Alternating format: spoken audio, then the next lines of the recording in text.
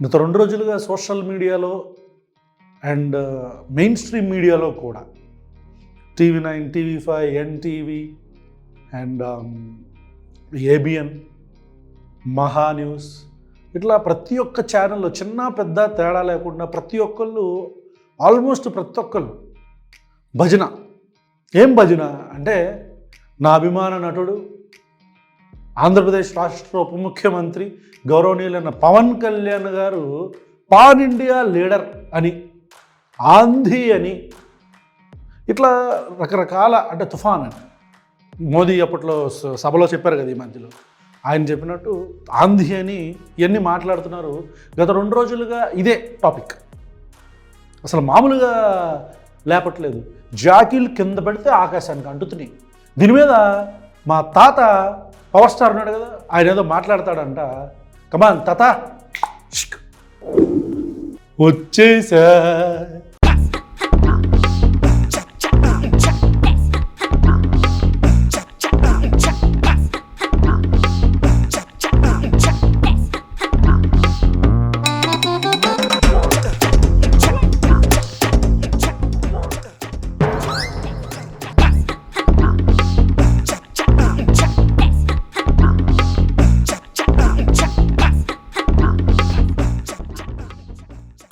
Hi తాత, 2 రోజులుగా ఎరాచకాన్ని చూడలేకపోతున్నాం. ఏంటి మహారాష్ట్రలో బీజేపీని ఒంటి చేత్తో గెలిపించింది నువ్వే అంటగా? ఎవరన్నారు? మన జెండా కులీస్, మన గోడీ మీడియా వీళ్ళందరూ అంటున్నారు. ఎస్, నేనే గెలిపించా, నీకెవరో డౌటా? ఏ పిషా జుట్టు అడ్డమవుతుంది, మ్యాండ్రసం చేద్దాం ఏంటి? అలా కాదు, మన ప్రాంతం కాదు, మన కులపోళ్ళు ఎక్కువ లేరు, మన రాష్ట్రం కాదు, మన భాష కాదు. అలాంటి ఒక ప్రాంతంలో ఆల్రెడీ అధికారంలో ఉన్న బీజేపీ లాంటి జాతీయ పార్టీని నువ్వు గెలిపించేసావా? ఇది నమ్మాలా మేము? రే, మొన్న బఠానీపురం మొన్న పిఠాపురంలో చూడలేదా నా తడాక? మన మెజారిటీ చూడలేదా? అది మన రేంజ్. తాత, నిజాలు మాట్లాడుకుందాం మనం కాసేపు. కొంప తీసి నేను గతంలో మాట్లాడిన 30,000 మంది అమ్మాయిలు, ప్రత్యేక హోదా, అయ్యేం కాదు కంగారు పడక, ఏమి కాదు. అమ్మయ్య, ఓకే.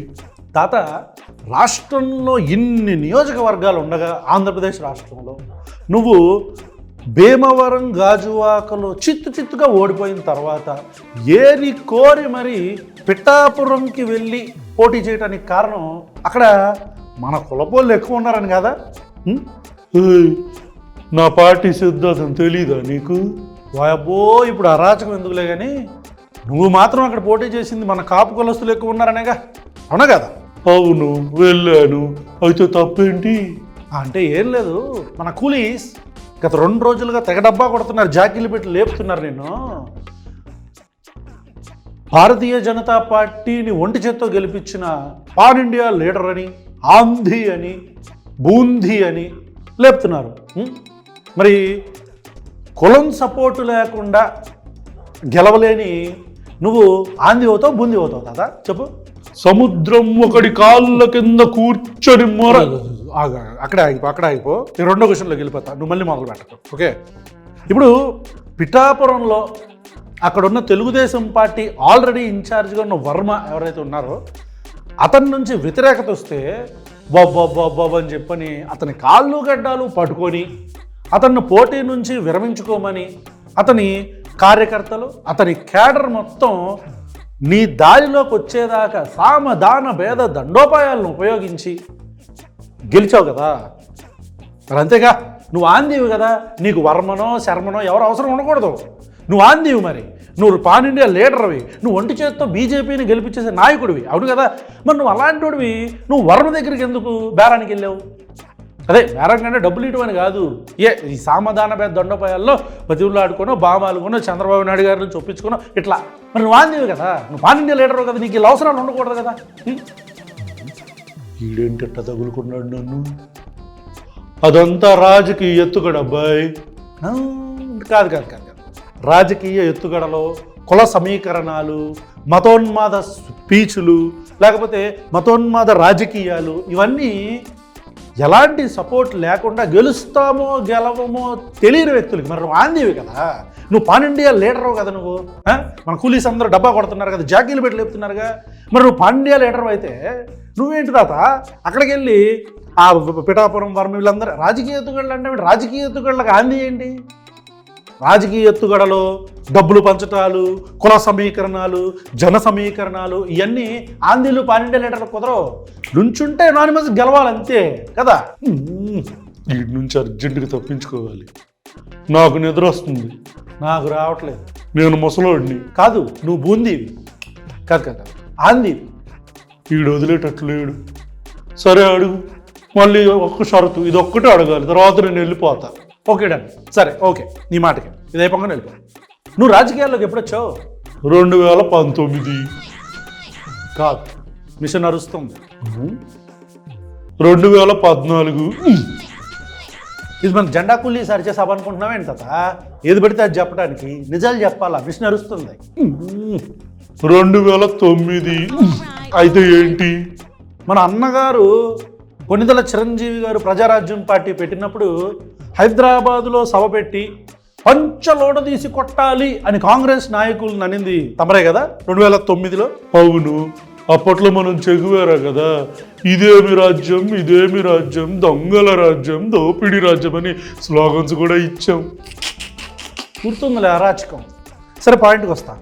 సో 2009లో పంచలోడ తీసి కొట్టాలి అని కాంగ్రెస్ హటావో అనింది నువ్వేగా తాత? ఎస్. మరేమైంది? ఆఖరికి మన పార్టీని, ఏ పార్టీనైతే హటావో అన్నామో మనమే బచావో అనుకుంటూ వెళ్ళి ఆ పార్టీలో కలిపేసాము మన పార్టీని, ప్రజారాజ్యం పార్టీని. అందుకే కదా అబ్బాయి మా అన్నయ్య అప్పట్లో వ్యతిరేకించా, గుర్తులేదా? ఈ క్రెడిట్ సీకింగ్ మెంటాలిటీ తెలుస్తాతా నాకు. ఇప్పుడు ఒకవేళ ప్రజారాజ్యం గెలుచుంటే సేమ్ ఇట్లనే ఆంధీవని, బూంధీవని, పాన్ ఇండియా లీడర్ అని ఇట్లాంటి టెలివిజన్లు పడి ఓడిపోయాంగా. సో చక్కగా కంఫర్టబుల్గా ఆ అపజయానికి మనకి సంబంధం లేదని అది మొత్తం చిరంజీవి గారి మీద నెట్టేసి మనం పక్కొచ్చేయాలి కదా, అంతే కదా. గెలిస్తే మాత్రం మనదే, ఓడిపోతే మనది కాదు.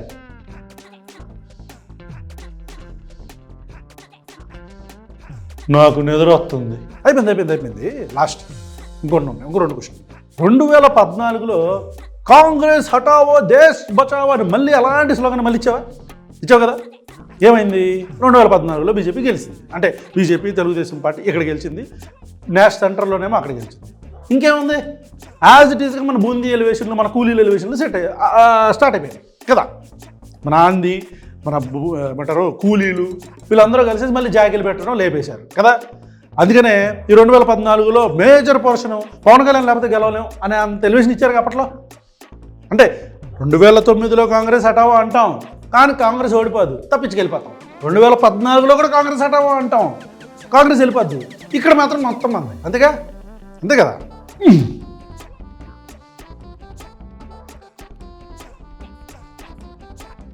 2019లో ఏమైంది?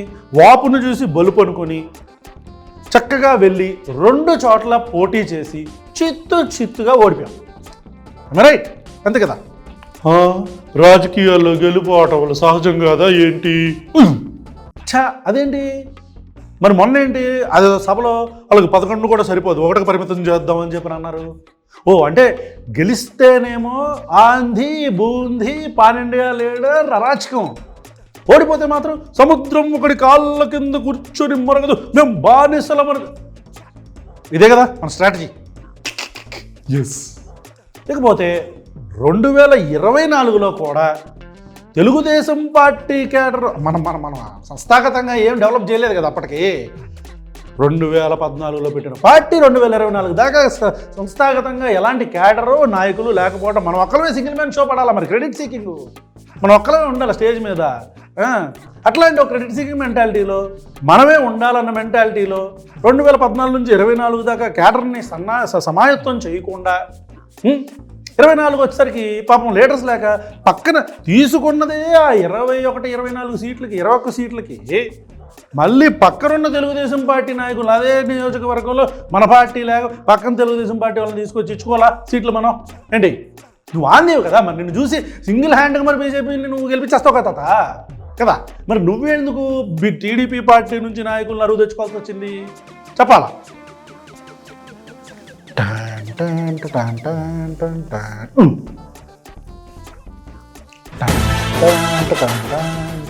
తిడుతున్నా తాత నేను.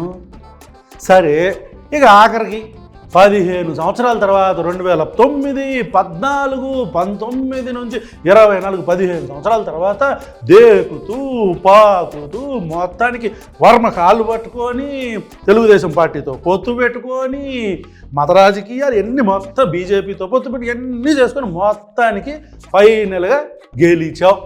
మరి అది మన రేంజ్. మళ్ళీ బ్యాక్గ్రౌండ్ మ్యూజిక్. సొంత రాష్ట్రంలో ఇన్ని చేస్తే, ఇన్ని డాట్స్ అన్నీ కనెక్ట్ చేసుకొని ఇంత బలగాన్ని దగ్గర పెట్టుకుంటే కానీ గెలవలేని నువ్వు బీజేపీ లాంటి జాతీయ పార్టీని ఒంటి చేత్తో గెలిపించావు తాత మహారాష్ట్రలో. గెలిపించావా? అందుకనే కదా నేను ప్రచారం చేసిన ప్రతి నియోజకంలో 100% స్ట్రైక్ రేట్తో గెలిచాం. ఓహో, మరి ఈ విషయం నీకు తెలీదా? అక్కడ డాలీ ఛాయ్ వాళ్ళని ఛాయ్ అమ్ముకుంటాడు ఒక అతను బాగా సోషల్ మీడియాలో ఫేమస్. అతను పర్యటించిన నియోజకవర్గాల్లో నీకంటే ఎక్కువ స్ట్రైక్ రేట్ ఉందంటగా. అతను పర్యటించిన నియోజకవర్గాలు నీకంటే ఎక్కువ గెలిచారంటగా నువ్వు పర్యటించిన నియోజకవర్గాల కంటే. మరి ఇప్పుడు డాలీ ఛాయ్ వాళ్ళు కూడా బీజేపీని ఒంటి చేత్తు గెలిపించేసినట్టేనా తాత? పాపమాడికి కూలీలు లేరుగా ఎలివేషన్లు ఇవ్వడానికి కదా. అవన్నీ నాకు తెలియదమ్మా. గెలిచింది మాత్రం నా వల్లే. మా కూలీలు నమ్ముతారు చాలు. మరదేంటిది, నువ్వు పక్క రాష్ట్రమైన తెలంగాణలో పోటీ చేస్తే 2023 ఎన్నికల్లో నీ జనసేన పార్టీకి సంబంధించిన మొత్తం పోలైన ఓట్ల కంటే ఇండిపెండెంట్గా ఒక సోషల్ మీడియా ఇన్ఫ్లుయెన్సర్ అయిన బర్రెలక్కకి ఎక్కువ ఓట్లు వచ్చినాయి. అదేంటి తాత? అంటే ఇక్కడ మనం బూందీయా ఆంది కదా? అంటే ఇక్కడ మన స్టార్డమ్ తెలుగు రాష్ట్రంలో పనికి రాలేదా? అదేంటిది నాకు అర్థం కాల. కొంచెం చెప్పు, క్లారిటీ. నాకు నిద్ర వస్తుంది. ఓడిపోయాంగా. వాళ్ళు గెలిచుంటే national level pan India leader ఆంధీ బూందీ ఇది ఓడిపోయాంగా. కాబట్టి ఇప్పుడు అంతా సముద్రం ఒకటి కాళ్ళ కింద కూర్చు యాజ్ ఇట్ ఈస్గా, అంతేగా. నాకు నిద్ర వస్తుంది. ఓకే తాత, వెళ్ళి పడుకో. నీ కూలీస్కి చెప్పు కొంచెం అలాంటి ఎలివేషన్లు ఇవ్వద్దని. నవ్వుకుంటున్నారు జనాలు. బాయ్ తాత.